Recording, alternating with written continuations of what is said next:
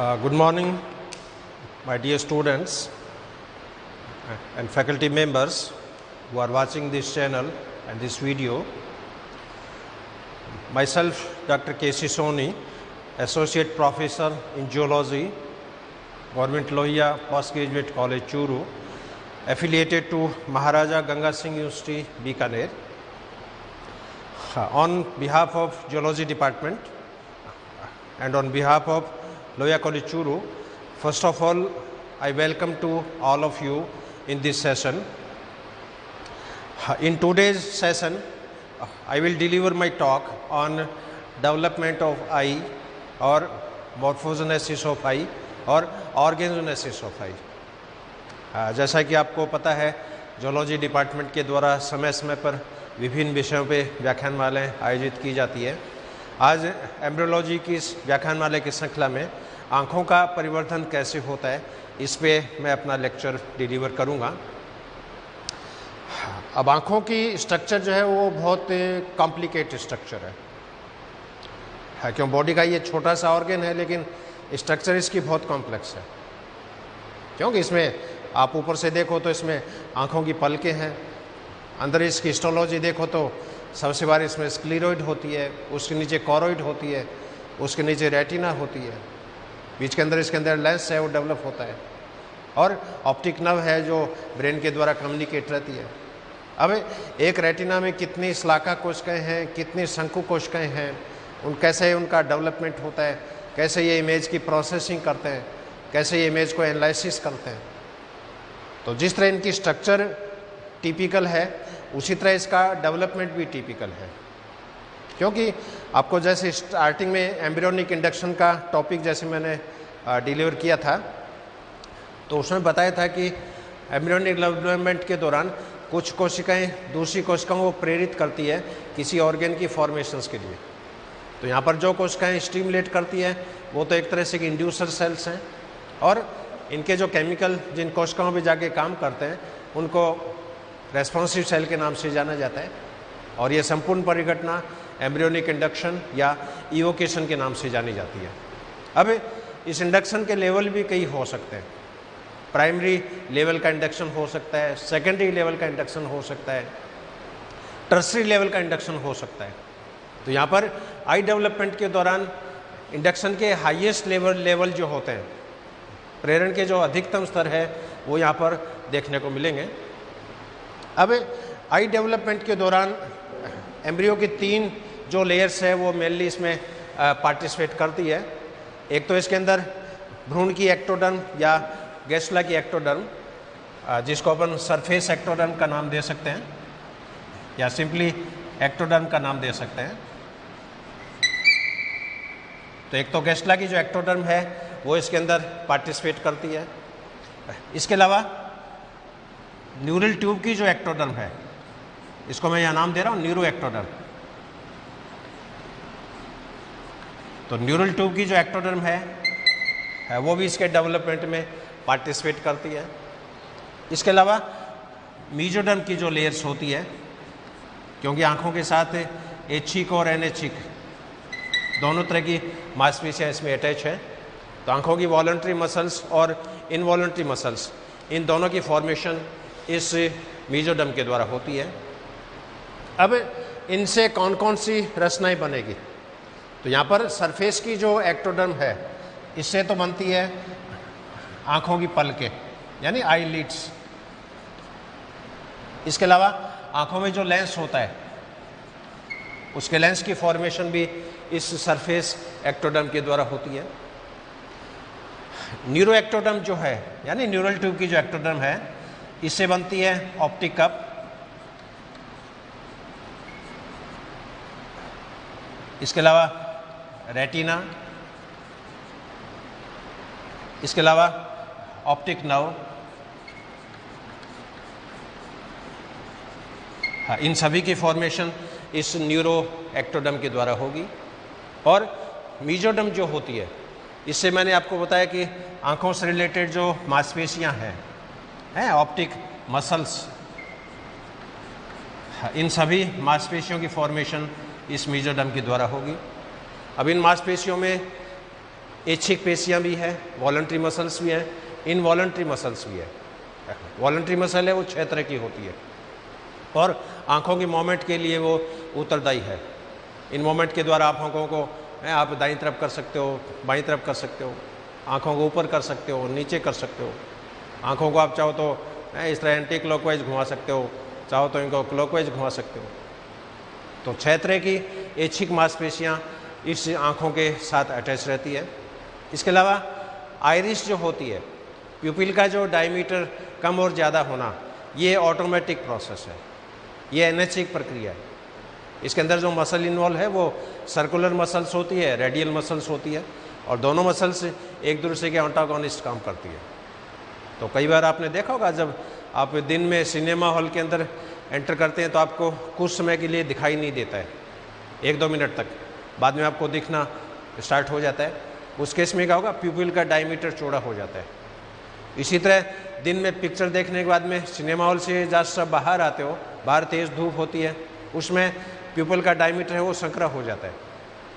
तो इस तरह की जो एक्टिविटीज़ हैं उन सब में इन मांसपेशियों का रोल है। तो आँखों के डेवलपमेंट में सरफेस एक्टोडर्म काम में आएगी, यानी गैस्ट्रोला की एक्टोडर्म। इसके अलावा न्यूरल ट्यूब की एक्टोडर्म, जिसको न्यूरो एक्टोडर्म का मैंने नाम दिया है, और मीजोडर्म। इन सभी के कंट्रीब्यूशन से, सभी के कोलैबोरेटिव एक्शन से, इंडक्टिव एक्शन से, कॉम्पिटेंस के द्वारा सभी तरह की इसमें मैकेनिज्म है वो संपादित होती है। तो यहाँ पर ऑर्गेनोजेनेसिस भी होता है, मॉर्फोजेनेसिस भी होता है, हिस्टोजेनेसिस भी होता है, डिफ्रेंशिएशन भी होता है, प्रेरण की घटना भी यहाँ पर होती है, कॉम्पिटेंस की परिघटना भी यहाँ पर होती है। और डिटेल में और जाएँ तो आजकल हर चैप्टर है वो मॉलिक्यूलर लेवल पर आ गया है, क्योंकि हम जब पढ़ते थे तो सिर्फ development of I, development of heart, development of brain, अब किस ऑर्गन के लिए कौन से जीन्स उत्तरदायी है। तो हर चैप्टर में आजकल जीन्स का इन्वॉल्वमेंट भी है कि ऑप्टिक का बनाना है तो कौन सा जीन एक्टिव होगा, लेंस बनना है तो कौन सा जीन एक्टिव होगा। तो जितने भी आजकल जो चैप्टर्स हैं, जितनी भी ऑर्गन फॉर्मेशन है वो सारी मॉलिक्यूलर लेवल पे कंट्रोल होती है। लेकिन ये चैप्टर चूँकि अंडर ग्रेजुएट और पोस्ट ग्रेजुएट लेवल के हिसाब से मैं डील कर रहा हूँ, तो इसको बहुत ही सिंप्लीफाइड वे में मैं इसको एक्सप्लेन करने की कोशिश करूँगा, क्योंकि डेवलपमेंट हार्ड है, चैप्टर भी हार्ड है, इतना हार्ड तो नहीं है, लेकिन इसको सिंपली वे में एक्सप्लेन करूँगा और आपके समझ में आ जाएगा, ऐसी मुझे अपेक्षा है, ऐसी मुझे आशा है। अब आँखों का जो डेवलपमेंट होगा इसको मैं 5 स्टेप में या 5 हेडिंग्स में जैसे मैं कवर करूँगा। सबसे फर्स्ट जो हेडिंग होगा इसमें, that is development of optic cup and optic vesicle. तो सबसे पहले इसके अंदर ऑप्टिक कप बनती है और ऑप्टिक वेसिकल्स बनती है। Development of optic cup and optic vesicle. इसके बाद में इस ऑप्टिक कप का डिफरेंशिएशन होता है कि ऑप्टिक कप में जो लेयर्स है, इन लेयर्स के अंदर डिफरेंशिएशन होगा और डिफरेंशिएशन के दौरान इनकी लेयर्स में हिस्टोजेनेसिस का प्रोसेस है वो भी संपादित होता है। तो सेकंड जो एस्पेक्ट होगा इसमें, that is differentiation of optic cup. इसके बाद में थर्ड एस्पेक्ट में कवर करूंगा इसमें, डेवलपमेंट ऑफ लेंस। आँखों में लेंस का डेवलपमेंट कैसे होता है, लेंस डेवलपमेंट में कौन कौन सी स्टेप है, कौन कौन सी सेल इसमें पार्टिसिपेट करती है, और लेंस के डेवलपमेंट के बाद में इसमें जो एसेसरी स्ट्रक्चर्स है, आँखों से संबंधित जो सहायक जो रचनाएं हैं वो एस्पेक्ट इसमें आएगा। डेवलपमेंट ऑफ अदर स्ट्रक्चर्स में जैसे स्क्लेरोइड हो गया, कोरोइड हो गया,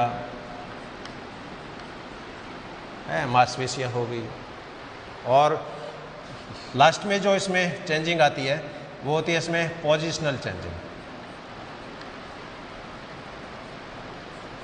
क्योंकि आँखों की स्टार्टिंग में जो पोजीशन है वो 180 डिग्री पे होती है, क्योंकि ब्रेन से इसकी फॉर्मेशन हो रही है।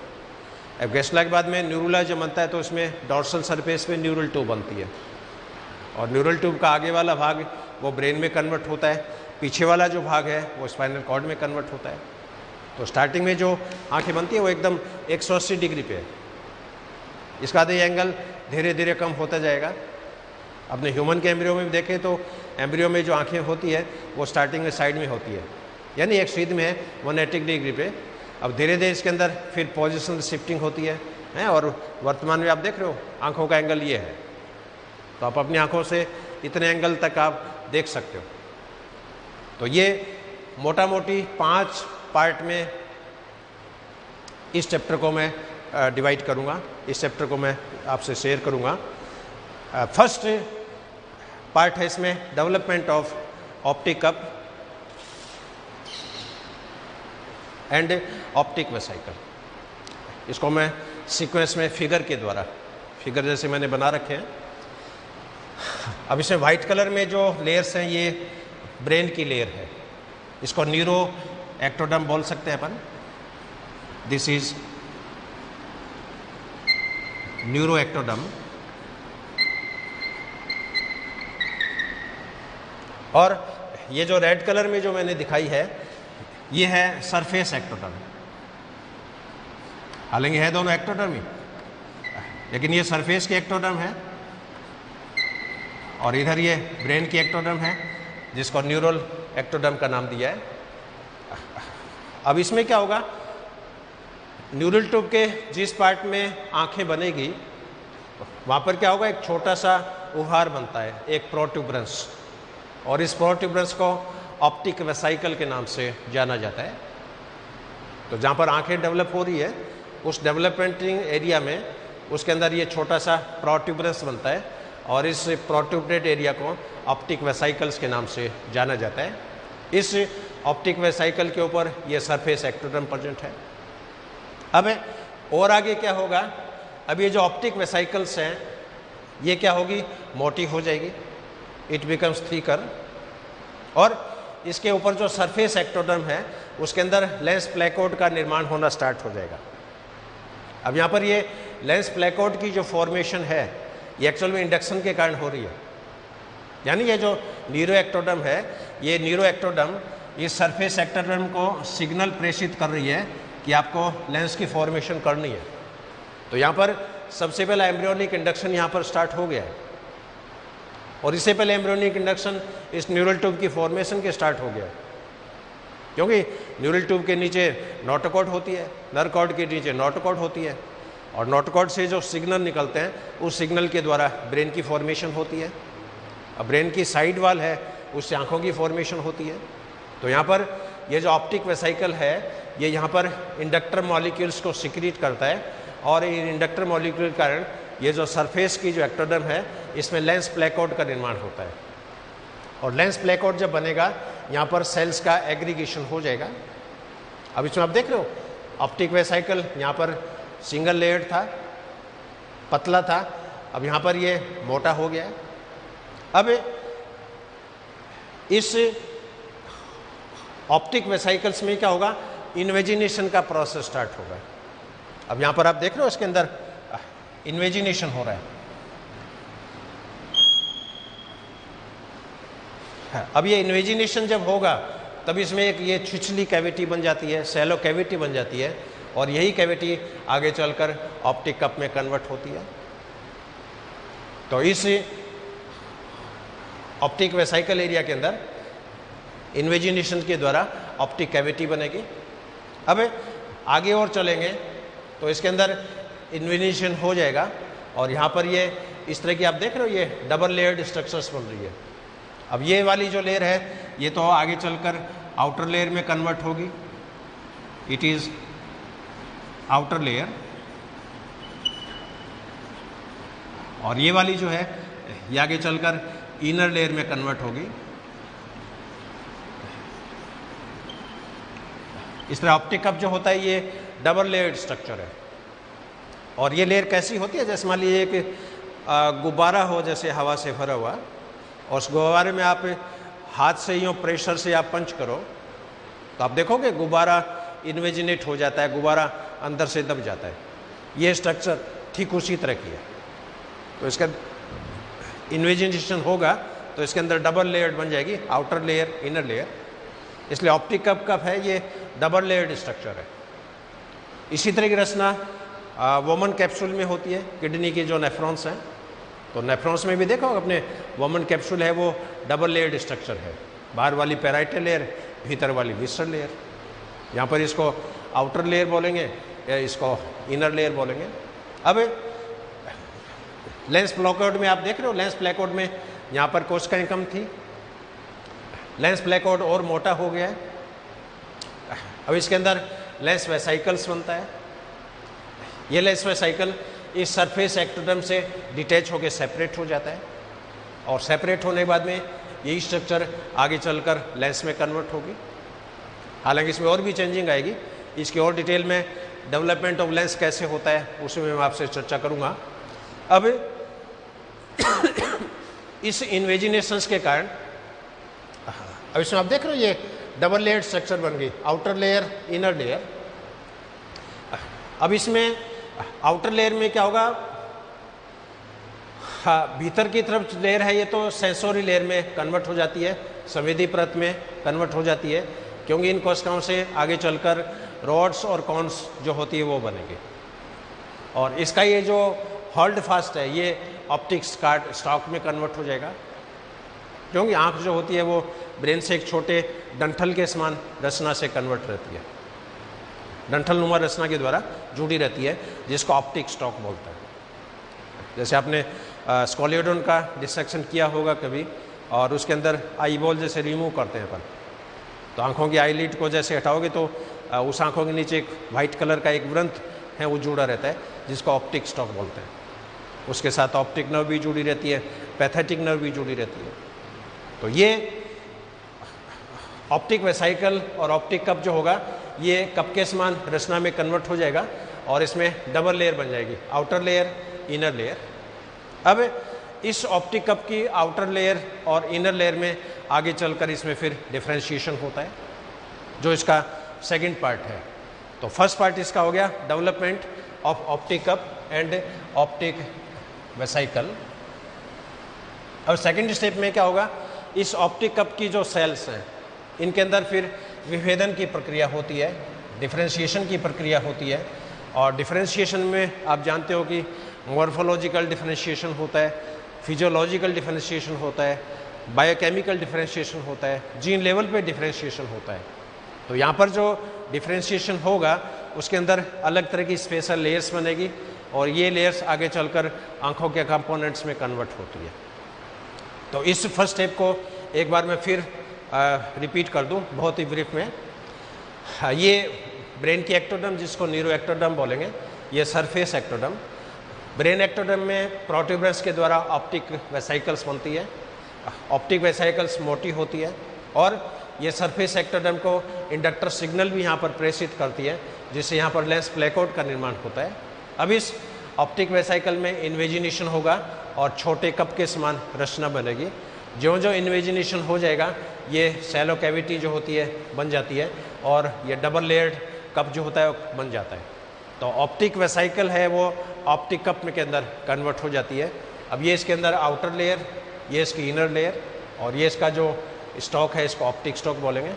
और लेंस प्लेकोड जो होता है वो फिर डेवलप होने बाद में इस सरफेस एक्टोडर्म से सेपरेट हो जाएगा और ये आगे चलकर लेंस में कन्वर्ट होता है।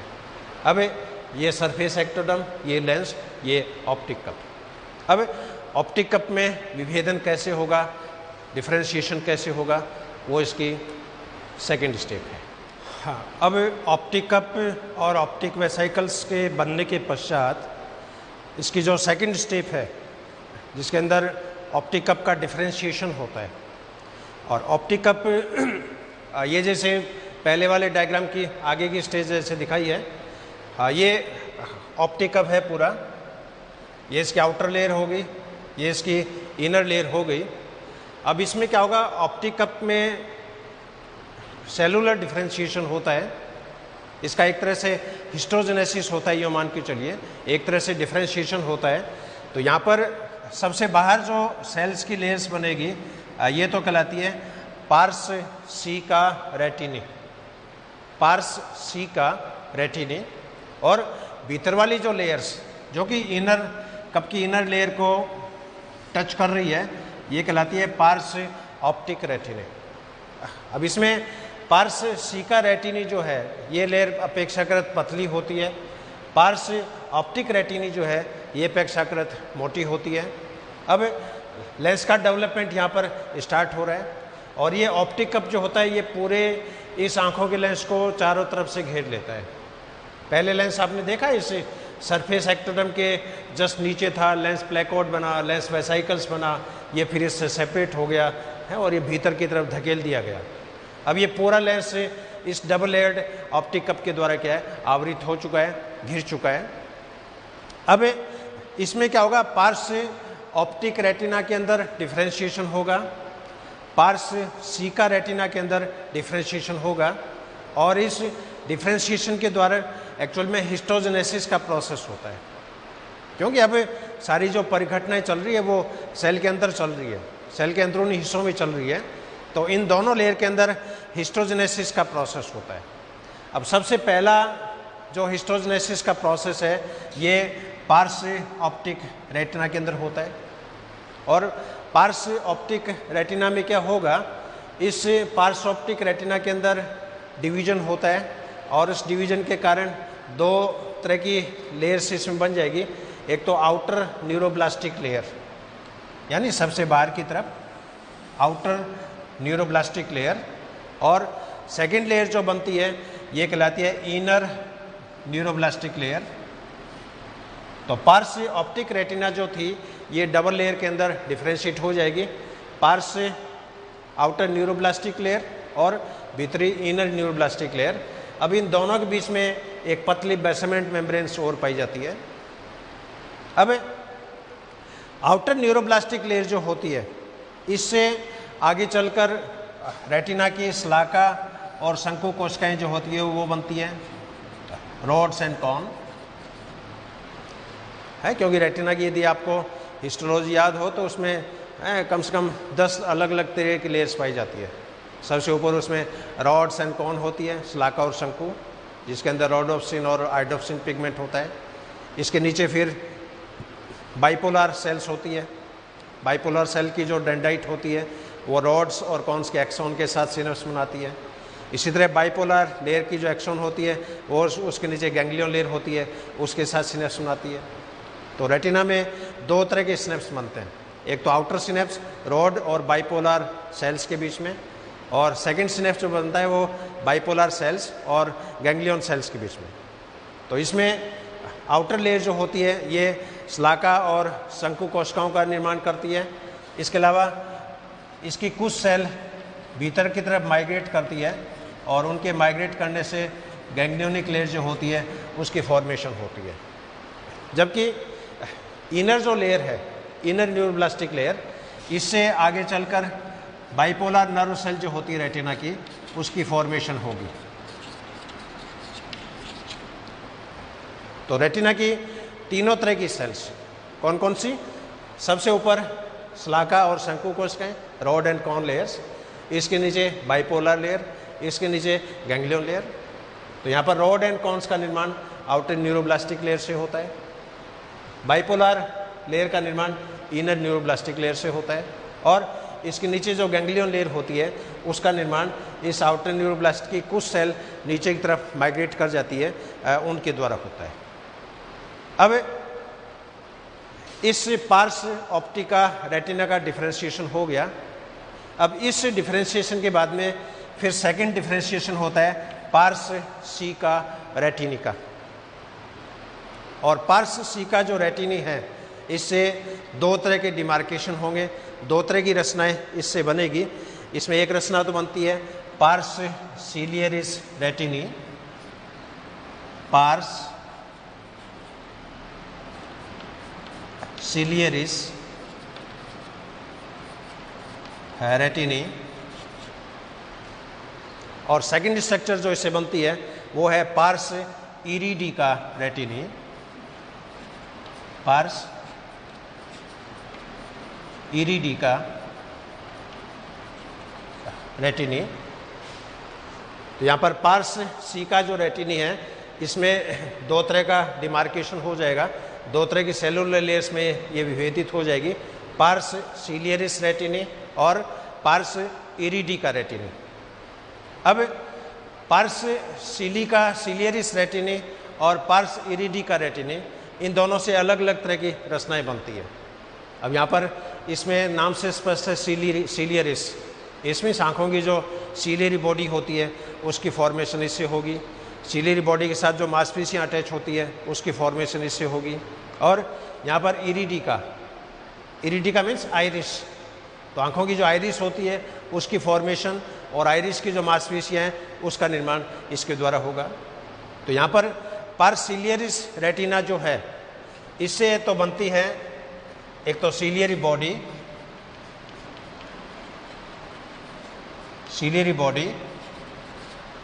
और सीलियरी बॉडी से जुड़ी हुई मांसपेशियाँ, muscles associated with ciliary body.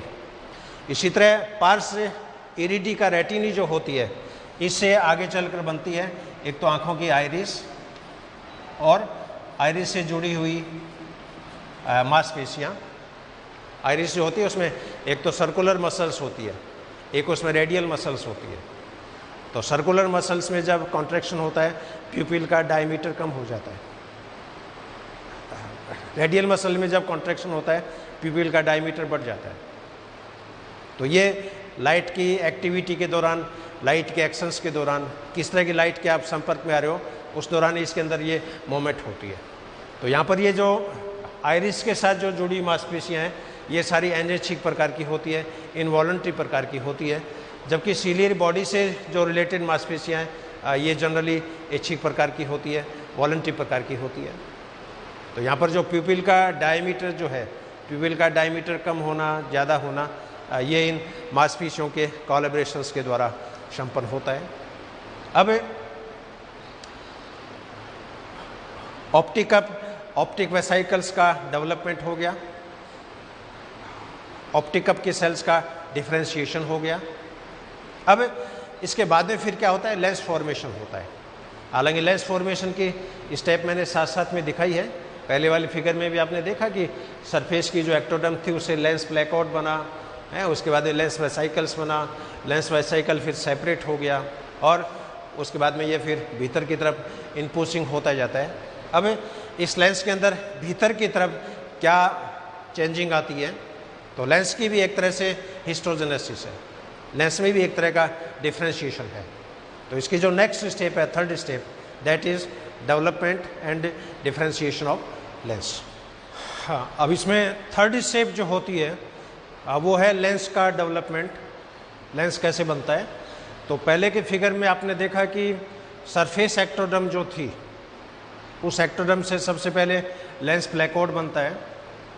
उस लेंस प्लेकोड की फॉर्मेशन न्यूरल एक्टोडर्म से इंडक्शन प्रोसेस के कारण होती है और ये लेंस प्लेकोड धीरे धीरे लेंस वेसाइकल्स में कन्वर्ट होता है और वो सरफेस एक्टोडर्म से फिर डिटैच होकर भीतर की तरफ आ जाता है और ऑप्टिक कप के द्वारा वो चार तरफ से साउंड हो जाता है। अब इस लेंस के अंदर भीतर क्या चेंजिंग होती है, यानी हिस्टोजेनेसिस क्या होती है, वो इस डायग्राम के द्वारा मैं एक्सप्लेन करूँगा। तो ये सबसे इनिशियल स्टेज है इस लेंस कैप्सूल्स की। तो इसमें आप देख रहे हो ये सिंगल एपिथेलियल लेयर के द्वारा ढका हुआ है, इसको बोलेंगे लेंस एपिथेलियम, और अंदर से ये खोखला है। ये इस लेंस का ये मान लीजिए एंटीरियर पार्ट है, ये इसका पोस्टीरियर पार्ट है। अब आगे क्या होगा, इस लेंस का जो पोस्टीरियर पार्ट है इसकी कोशिकाएं स्तंभाकार हो जाती है, कॉलमनर हो जाती है। तो यहाँ पर आप देख रहे हो कोशिकाएं यहाँ पर तो स्फेरिकल टाइप की थी, अब ये कोशिकाएं इलोंगेटेड हो गई है, कॉलमनर प्रकार की हो गई है और इसका न्यूक्लियस जो होता है वो आगे की तरफ होता है। धीरे धीरे आगे जो जो डेवलपमेंट होगा इसके केंद्रक भी डीजनरेट हो जाता है। अभी तक इसकी जो शेप और साइज है वो स्फेरिकल है, गोलाकार है, और आगे चलेंगे ये जो कॉलमनर सेल्स हैं ये और डेवलप करके इस एंटीरियर पार्ट की जो एपिथेलियल सेल्स हैं इनके कांटेक्ट में आ जाती है और ये फाइबर्स यहाँ पर डेवलप हो जाते हैं।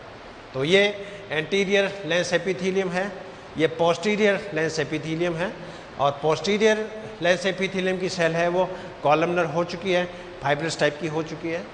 अब क्या होगा कि ये जो सेल जो मैंने येलो कलर में दिखाई है ये सेल कॉम्पैक्ट होके एक तरह की ओपेक टाइप की, एक तरह की एलिप्सोइडल प्रकार की ये रचना बनाती है। ये लेंस के जो फिलामेंट हैं ये कहलाते हैं प्राइमरी लेंस फाइबर्स और इस प्राइमरी लेंस फाइबर के चारों तरफ छोटे छोटे सराउंडिंग जो फिलामेंट हैं ये कहलाते हैं सेकेंडरी लेंस फाइबर। तो primary lens fibre surrounded by secondary lens fibre और इनका जो जॉइंटिंग रीजन जो होता है जहाँ पर एपिथेलियम और ये कॉन्टैक्ट पॉइंट है इसको बोलते हैं इक्वेटोरियल रीजन या विषुवतरेखीय रीजन, क्योंकि ये तो इसका इंटीरियर पार्ट हो गया, ये इसका पोस्टीरियर पार्ट हो गया और इसका ये जो इक्वेशनल पार्ट है ये इक्वेटोरियल रीजन और लास्ट में फाइनल पोजीशन इसकी ये होती है। अब इसके अंदर आप देख रहे हो एंटीरियर लेंस एपिथेलियम एजिट है जैसे कि पहले थी और लेंस जो होता है वो एकदम ओपेक प्रकार का हो जाता है, क्रिस्टलाइन प्रकार का हो जाता है। इसके अंदर ये प्राइमरी लेंस फाइबर्स प्रेजेंट है, लेंस खोखला नहीं है, इसके अंदर ये लेंस फाइबर्स से प्रेजेंट है, ये ट्रांसपेरेंट होते हैं और ये सेकेंडरी लेंस फाइबर है, सराउंडेड है। अब ये इंटायर कैप्सूल की फॉर्मेशन यहाँ पर हो चुकी है। अब ये जो लेंस जो होता है ये सीलियरी बॉडी के द्वारा क्या होता है, मसल्स के द्वारा कांटेक्ट में रहता है।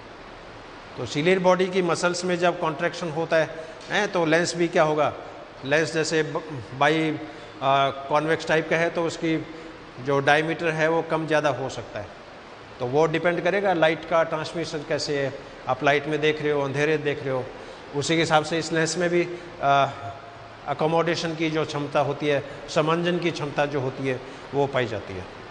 तो कई बार आप देखते हो सूर्योदय सनसेट जैसे हो रहा है, अंधेरा होने जा रहा है और उसमें आप मान लीजिए पढ़ रहे हो और अक्सर मान लीजिए छोटी 8 फॉन्ट साइज के हैं उसमें आप आंखों पे जोर डाल के पढ़ने की कोशिश करते हो। तो लेंस के अंदर, इस लेंस में क्या फ्लेक्सिबिलिटी है, रिजिड नहीं है, ये लेंस दृढ़ नहीं है, इसमें इलास्टिसिटी है, इसकी आकार और आकृति जो होती है वो मांसपेशियों के कॉन्ट्रैक्शन से वो चेंजिंग हो सकती है। तो ये एक शॉर्ट में इसका लेंस का डेवलपमेंट। अब इसके बाद में इसकी आंखों से संबंधित जो एसेसरी जो स्ट्रक्चर्स हैं वो इसकी 4th स्टेप में आएगी और एसेसरी स्टेप में जैसे स्क्लेरॉइड का डेवलपमेंट कैसे होता है, कॉरोइड का डेवलपमेंट कैसे होता है, एंटीरियर चैम्बर का डेवलपमेंट कैसे होता है, पोस्टीरियर चैम्बर का डेवलपमेंट कैसे होता है, एक्वस ह्यूमर कैसे बनता है, विट्रस ह्यूमर कैसे बनता है। तो इसकी जो चौथी जो स्टेप है, लास्ट जो चौथी जो स्टेप है that is development of accessory structures. हाँ, अब इसमें ऑप्टिक कप का डेवलपमेंट हो चुका है, ऑप्टिक कप का डिफरेंशिएशन हो चुका है, लेंस का डेवलपमेंट हो चुका है, लेंस का डिफरेंशिएशन हो चुका है। अब इसके अलावा बची जो रचनाएं हैं जिनको एसेसरी स्ट्रक्चर के रूप में अपन काउंट कर सकते हैं, तो इन शेष बची जो रचनाएं हैं इसकी फॉर्मेशन होगी और इसके अंदर मेन जो एसेसरी स्ट्रक्चर्स है इसके अंदर जैसे स्क्लेरॉइड और कॉरोइड। तो स्क्लेरॉइड और कॉरोइड का डेवलपमेंट होगा। इसके बाद में विट्रस चैम्बर का डेवलपमेंट होगा या डिफरेंशिएशन होगा।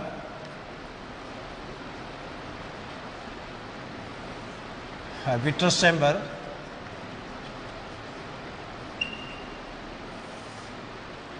और इसके बाद में फिर कॉर्निया जो है आंखों की उसका परिवर्धन होता है, डिफरेंशिएशन होता है।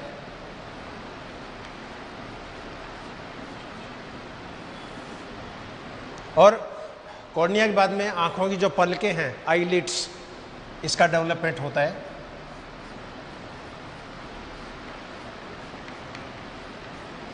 ये सभी सहायक रचनाओं के रूप में काउंट होती है।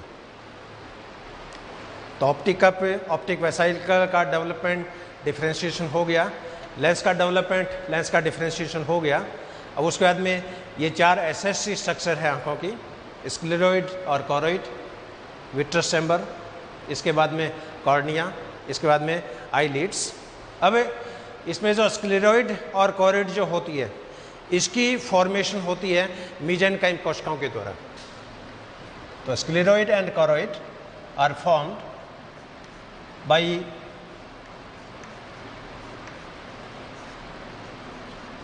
मीजेनकाइम सेल्स। अब ये जो मीजेनकाइम कोशिकाएं होती है, ये आउटर लेयर के रूप में होती है, इनर लेयर के रूप में होती है। तो इन मीजेनकाइम कोशिकाओं की 2 लेयर है यहाँ पर, एक तो आउटर लेयर, एक इसमें होती है इनर लेयर। तो मीजेनकाइम की जो आउटर लेयर जो होती है, इससे तो आगे चलकर बनेगी स्क्लेरॉइड या स्क्लेरा। और स्क्लेरॉइड जो होती है ये आँखों की प्रोटेक्टिव लेयर है, आँखों की सबसे बाहरी लेयर है।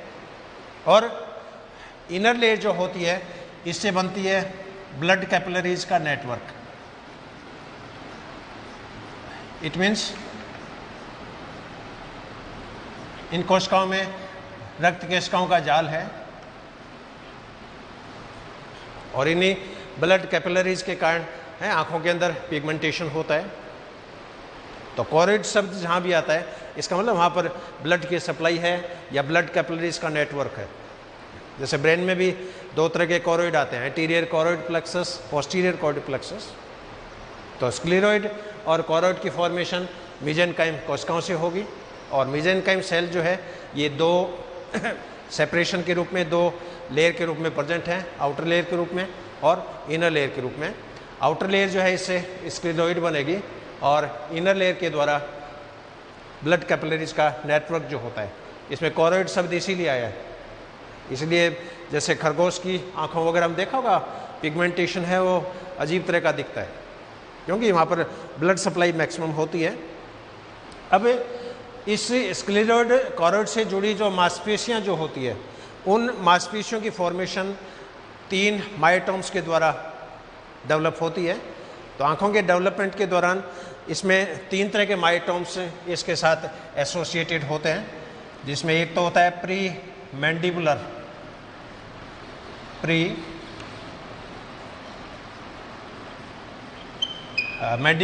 मायोटोम।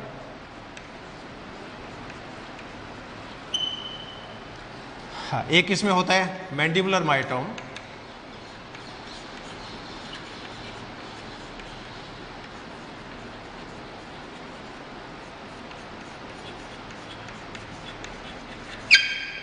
और तीसरा इसमें होता है हायोइड मायोटोम।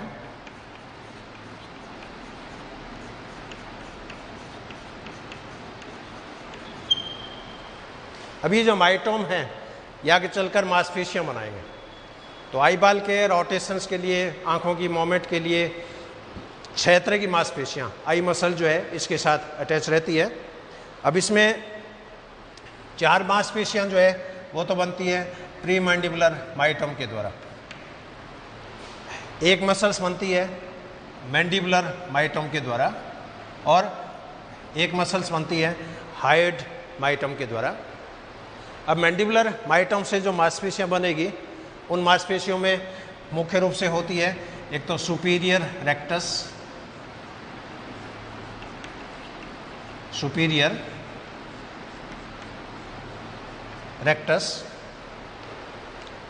सेकंड मसल होती है इसमें इंफीरियर रेक्टस।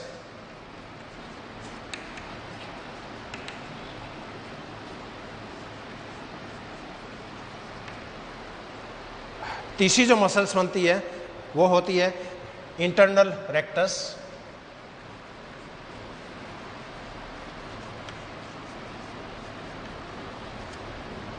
और चौथी मसल होती है इसमें इंफीरियर ऑब्लिक।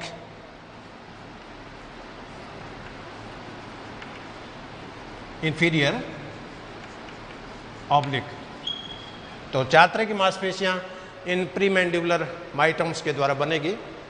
और मैंडिबुलर मायोटोम जो होता है इससे बनती है सुपीरियर ऑब्लिक, सुपीरियर ऑब्लिक। और तीसरा जो हाइड मायोटोम जो है, इससे बनती है एक्सटर्नल मसल्स या एक्सटर्नल रेक्टस।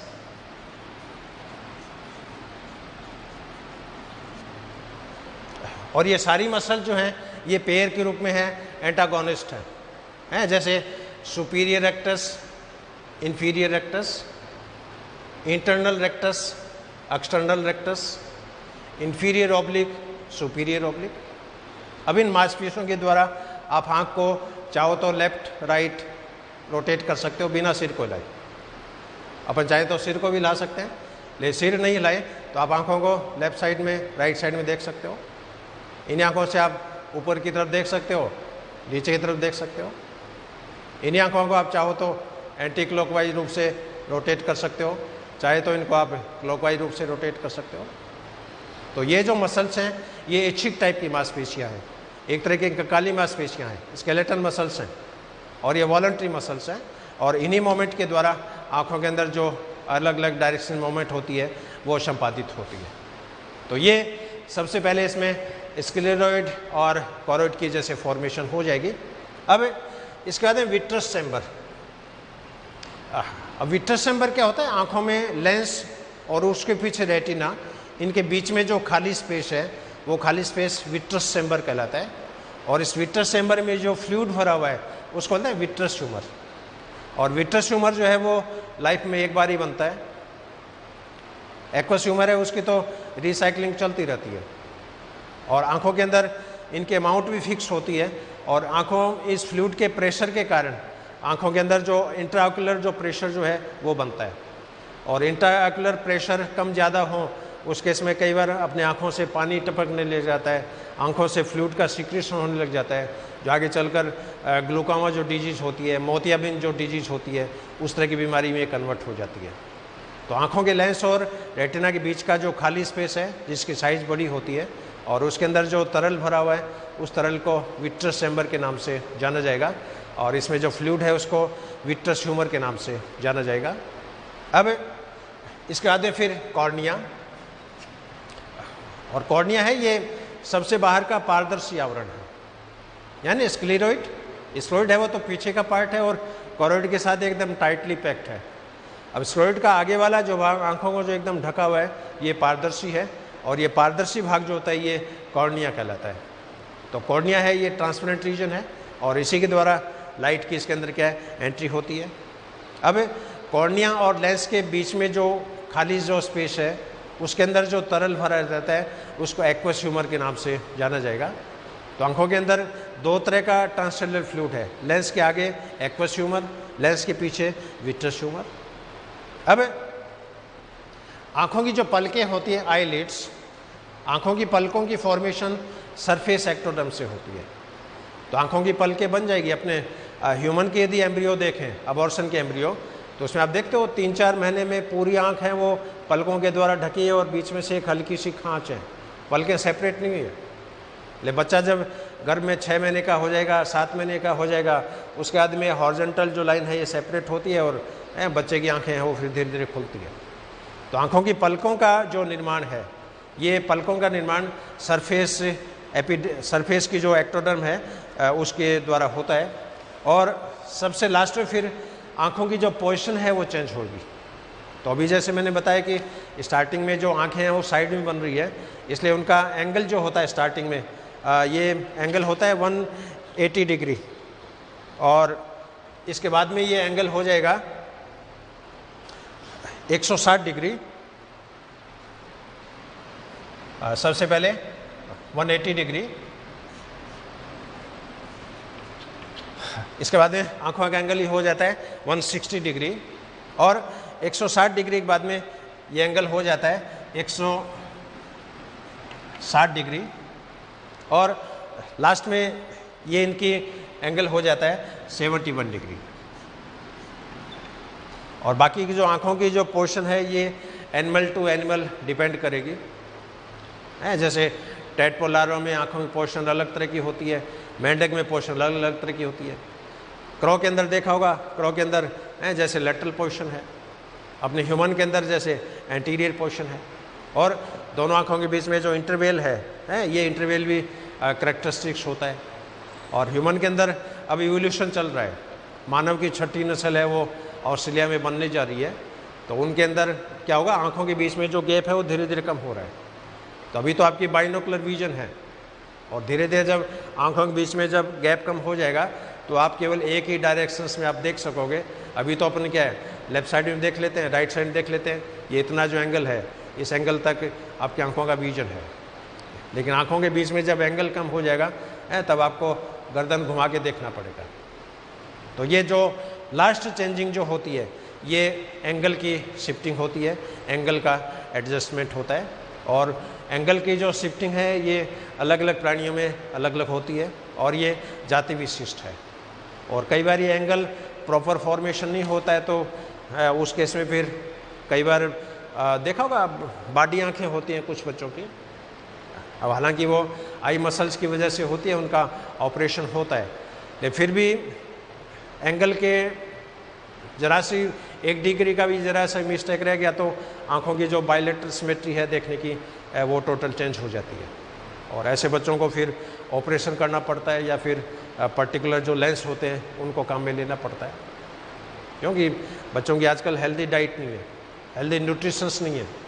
उसके कारण आंखों के लेंस की जो इलास्टिसिटी है, ओपेकनेस है उनके अंदर भी ड्रेस्टिक चेंजेज आ रहे हैं, और इनको फिर सिलिंड्रिकल लेंस के चश्मों के द्वारा इनको यूज़ किया जाता है। लेकिन ये जो एज बढ़ती है लेंस की पारदर्शिता कम होती जाती है, लेंस की इलास्टिसिटी कम हो जाती है, और बाद में फिर लेंसों का ट्रांसप्लांटेशन होता है, और इसके अंदर मायोपिया जैसे हो जाएगा, निकट दृष्टि दोष, दूर दृष्टि दोष, और उसके हिसाब से फिर चश्मे जैसे होते हैं। तो ओल्ड यंग एज में जो होते हैं उन बच्चों को कॉनकेव टाइप का लेंस, अवतल लेंस जो होते हैं वो चश्मे पहनते हैं। ओल्ड एज में निकट दृष्टि ये जो कॉन्वेक्स लेंस जो होते हैं उस तरह के लेंस पड़ते हैं। तो ये एक नट सेल में डेवलपमेंट ऑफ आई। तो आई का डेवलपमेंट है, बहुत ही कॉम्पैक्ट प्रोसेस है, बहुत ही टिपिकल प्रोसेस है, और यहाँ पर इंडक्शन के सारे लेवल जो है वो यहाँ पर आपको देखने को मिलेंगे। और आंखों के डेवलपमेंट में सरफेस एक्टोडर्म है वो पार्टिसिपेट करती है, यानी गैस्ट्रा की सबसे बाहरी लेयर, और ब्रेन की सबसे बाहर की लेयर जिसको न्यूरो एक्टोडर्म बोलते हैं वो पार्टिसिपेट करती है, और मेसोडर्म पार्टिसिपेट करती है। सरफेस की जो एक्टोडर्म होगी उससे आंखों की पलकें बनेगी, आंखों का लेंस बनेगा। न्यूरो एक्टोडर्म जो होती है उससे रेटिना बनती है, और मेसोडर्म जो होती है उससे स्क्लेरोइड बनती है, कॉरोइड बनती है, आंखों की जितनी भी ऐच्छिक और अनैच्छिक मांसपेशियाँ हैं वो बनती है। और सबसे पहले ऑप्टिक कप, ऑप्टिक वेसिकल्स का डेवलपमेंट होगा, फिर ऑप्टिक कप का डिफरेंशिएशन होगा, उसके बाद लेंस का डेवलपमेंट होगा, लेंस का डिफरेंशिएशन होगा, और उसके बाद में ये सहायक जो रचना है ये बनेगी। हालांकि ये साथ साथ में बनती रहती है, लेकिन इसको मैंने लास्ट में हेडिंग लिया है।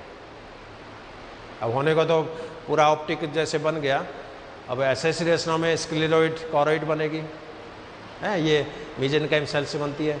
इसके बाद विट्रस चैम्बर बनता है लेंस और रेटिना के बीच में, फिर ये कॉर्निया बनती है सबसे बाहर, कॉर्निया और लेंस के बीच में एक्वस चैम्बर, उसके अंदर एक्वस ह्यूमर भरा हुआ है, और आँखों की पलकें बनती हैं, और लास्ट में फिर आँखों की जो पोजीशन है, रोटेशन है वो एस्टेब्लिश होती है। तो इस तरह ये कि ये नट सेल में डेवलपमेंट ऑफ आई, और टिपिकल टॉपिक है, और जहाँ तक मैंने कोशिश करी है इसको बहुत ही सिंपल वे में एक्सप्लेन करने की कोशिश की है।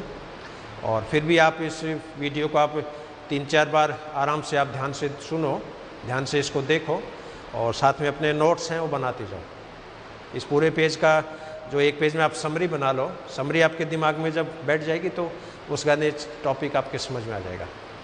और चूँकि ये डायग्रामेटिक एक्सप्लेनेशन है इसलिए डायग्राम आप याद रखो, और उसके बाद ये काफ़ी इंटरेस्टिंग है याद करने की दृष्टि से, एक्सप्लेन करने की दृष्टि से।